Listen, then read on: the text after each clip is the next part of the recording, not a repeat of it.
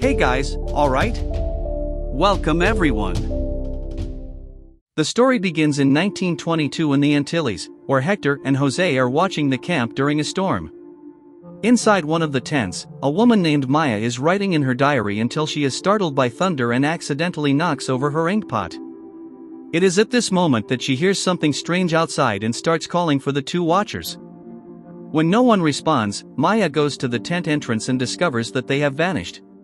She becomes even more distressed when she sees one of their machetes lying on the ground. Just as she turns to go back inside the tent, she realizes there is an intruder inside. Maya is terrified and runs in the opposite direction until she stumbles upon what's left of poor Hector. The deceased is hanging upside down and in a dreadful state. As soon as Maya begins to scream, something abruptly pulls his body up. Horrified, she flees aimlessly and ends up in a clearing, where a sinister figure seems to be spying on her from the darkness. Sensing danger, she looks up and lets out one last scream of horror before being attacked. Fast forward to the present day, we meet a young woman named Liz who is preparing for a boat trip. Her boyfriend's name is Peter, and his friend is Jake. Liz wears a necklace with half of the yin-yang symbol and notices that Peter is not wearing his today. The guy starts to explain when a honk saves him, announcing Lauren's arrival. She steps out of the car stylishly while her husband, Ira, does what he can to carry the rest of her luggage.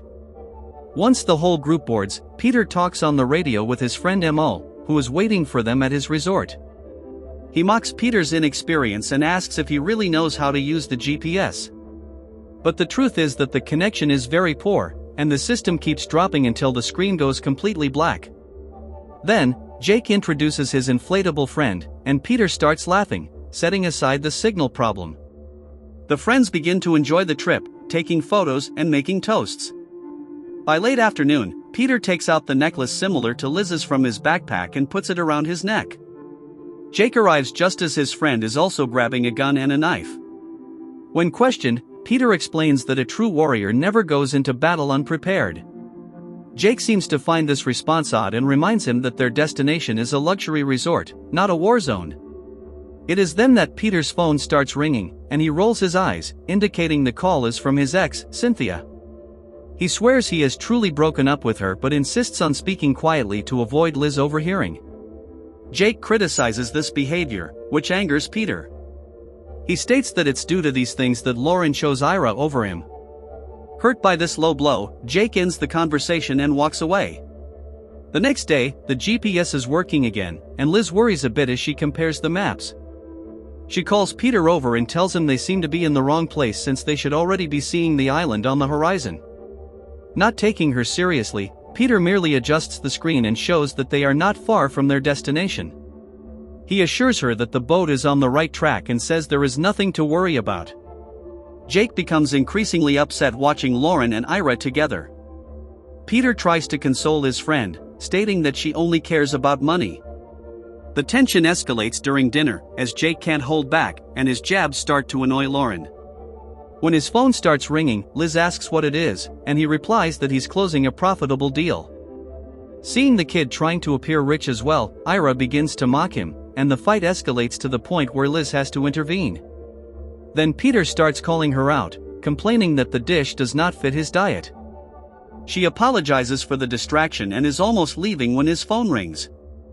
Peter hangs up very quickly, saying it was an unknown number. However, Liz isn't fooled and demands he hands over the phone. Peter pretends to be outraged by her distrust and refuses to show her who called. When she tries to forcibly take the phone, it slips from Peter's hand and falls into the sea.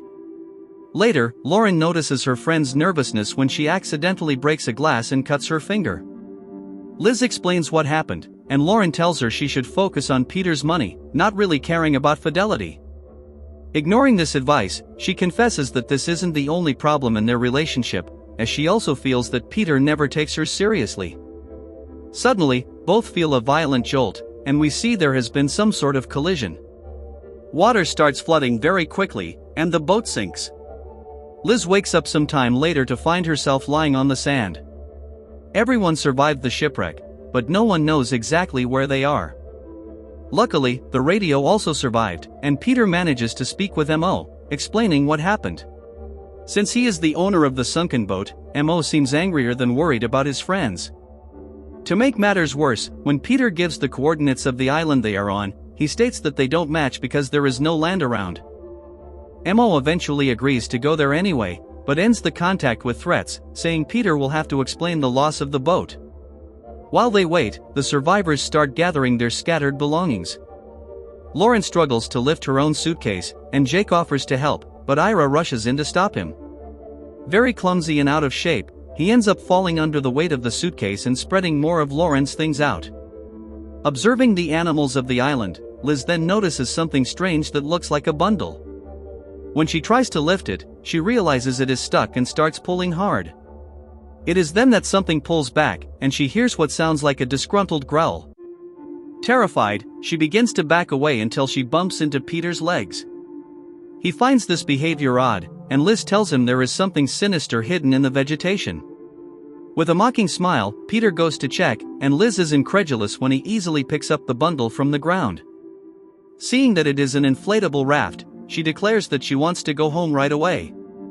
Peter laughs at the idea and asks why he would cross the ocean in a raft when there is a luxurious yacht coming to pick him up. This is the last straw for Liz's patience, and she begins to blame him for the whole situation. Her argument is that if he paid a little more attention, he would know that she hates this kind of trip. Furthermore, Mo is awful company as he only cares about drinking and admiring dancers. Peter apologizes and tries to hug her, but she's tired of his false repentance. With binoculars, Ira seems eager to see Mo's boat arriving, and Peter tries to reassure him, stating that his friend is on his way. He isn't very convinced, and Liz warns that she will only wait another hour. Sensing the hostility between the two, Jake asks why Liz is angry, and Peter changes the subject, more interested in the bottles that Jake has salvaged. Liz steps away from the group to relieve herself. Once again, she hears strange sounds coming from the woods and sees shadows of frightened animals fleeing. Returning to the beach, she panics seeing no one around and starts calling for her friends. At the water's edge, Peter emerges from behind the rocks, and she nearly dies from fright. He helps her climb to the top of the rock to share a secret. She thinks they are going to Mo's birthday party, but it was all a setup. Looking to the side, Liz sees that he has written a marriage proposal in the sand and discovers that Peter had organized an engagement party at Mo's resort. She becomes emotional, and all her anger dissipates in an instant.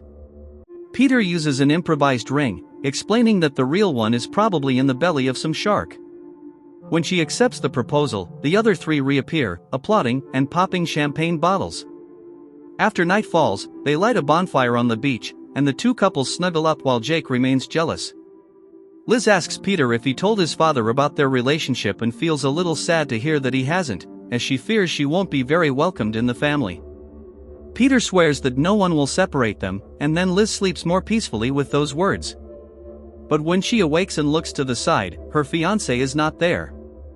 In his place, there is a bloodstain, and the trail extends into the woods. Liz panics and starts screaming for his name. At the same time, Peter wakes up in the middle of the woods with an injury on his leg. As he washes his face in a creek, we see the shadow of a creature among the trees. Peter is startled when the thing suddenly moves, and a second figure passes closer to him. He grabs a loose branch to defend himself and starts calling, asking if anyone is there, but the only response is a sort of animalistic roar. On the beach, everyone is shocked by Peter's disappearance, and Jake can't get the radio to work. Ira is shocked to see that he plans to enter the woods to rescue his friend, unaware of what kind of beast took him. He grabs the raft and warns that he is leaving with Lauren. The couple's selfishness leaves Liz indignant, but Ira justifies his behavior by saying he will bring help later. However, Jake decides to take control of the situation and points the gun at him, ordering him to drop the raft. Forced to stay, Ira and Lauren join the other two in the search for Peter. A few minutes later, they arrive at the creek near where Peter woke up, and Liz finds his necklace. The group continues on until a series of growls begin to scare them. Jake tells Liz to stay put and goes to check the threat with the gun drawn. All his caution not to make noise goes down the drain when the pager in his pocket starts beeping, alerting him that the battery is about to die. He quickly turns off the device, and the woods fall silent until something starts climbing up a tree trunk with impressive speed. Unable to see exactly what it is, Jake circles the tree, and the others follow him. They are horrified to see a torn-up cougar lying on the ground. The noise of movement continues intensely in the treetops, and Jake says it must be some kind of monkey, but no one accepts that theory. Then they hear a scream from Peter, and Liz bolts toward his voice. Now the sound from above is fierce roars, and the group finds themselves surrounded by hidden predators. Jake tries to get a shot, but the target is way too fast. Ignoring Liz's pleas, Lauren declares that she won't stay there for another minute and turns her back on her friends. However, she barely takes 2 steps before falling into a trap, being immediately hoisted upside down into the air. Jake hands Liz the gun so she can cover him and begins to climb the adjacent tree to save her. She manages to grab his hand, but instead of getting closer to the tree, she ends up pulling Jake, and he also becomes suspended. Lauren can't handle the weight and lets go of his hand, forcing Jake to cling to a branch to avoid falling. With a lot of patience, he climbs back up to reach her legs and starts cutting the rope. The movement in the branches gets closer to them. Down below, Liz can't keep her aim steady, and Ira takes the gun from her to try as well, but unsuccessfully. It is then that Jake sees part of one of the creatures up close, and the shock is so great that he falls. Ira gets furious with him and threatens him, but then sees Lauren being dragged away and starts chasing after the sound, shooting upward arbitrarily. Lauren is at her limit when he finally finds her on the ground. She can't even warn him that a creature is approaching when Ira kneels beside her, weeping. He abruptly turns around, sensing danger, but sees nothing until he turns back and comes face to face with a monstrous being. The other 2 hear his scream from afar, and Jake begins to run. He loses his patience when Liz asks him to stop, as it's obvious there is something terrible in that forest. He states that the attacks will continue, and at this point, Peter is done for. However, we see this is not the case. Peter is in another part of the island, calling his friend's name. Jake and Liz then find the ruins of Maya's camp. In the pages of the diary, she describes the terrible natives of that island and their constant attacks. A group led by a man named John entered a cave in search of missing colleagues and did not return either. Maya states that the cannibal creatures hunt in packs and obey the alpha male. She says many chose to flee, but she refuses to leave without capturing a specimen. Shaken by this reading, Jake and Liz become even more terrified as they begin to hear rustling in the vegetation around the tent. Peering through a tear, Jake sees one of the beings just a few meters away and insists that they need to figure out a way to get out of there. Liz signals for him to be quiet, but he keeps talking until something tears a piece of the tent behind him and attacks. Liz struggles to control her panic and not scream even when she hears those creatures scratching and chewing what can only be Jake. Then, the body is pulled back into the tent, and the horror of the scene is too much for her. Liz flees the camp but soon realizes that running is futile, as the creatures move in the trees and follow her steps effortlessly. Alone and terrified, she leans against one of the trees, and one of the beings leaps toward her. Peter is also having a dreadful encounter at that moment. Seeing one of the monsters feeding, he begins to silently approach it to attack by surprise. However, he doesn't see that there is another creature doing the same to him. The thing leaps right on top of Peter, and the 2 struggle on the ground until he manages to strike the attacker and flee afterward. The monster recovers quickly and chases after him until it captures him. Sometime later, Liz wakes up next to Lauren's body inside a cave. She tries to escape using a vine but fails and begins to search for another exit. It is then that she finds Peter and is very shaken to see that he did not survive. Liz takes his necklace as a keepsake and cries beside him until she hears Ira's screams. Peering between rocks, she sees him being dragged away while begging for mercy. His pleas are ignored, and Ira is sacrificed right before Liz's eyes. After that, she becomes determined to find an exit and manages to escape the cave, only to find herself surrounded by monsters. She begins to run again and crosses a denser part of the forest, getting all covered in sap. Suddenly, one of the tribe's beings leaps right in front of her, and that is when Liz makes a very useful discovery. Without attacking her, the monster acts as if it hasn't noticed her.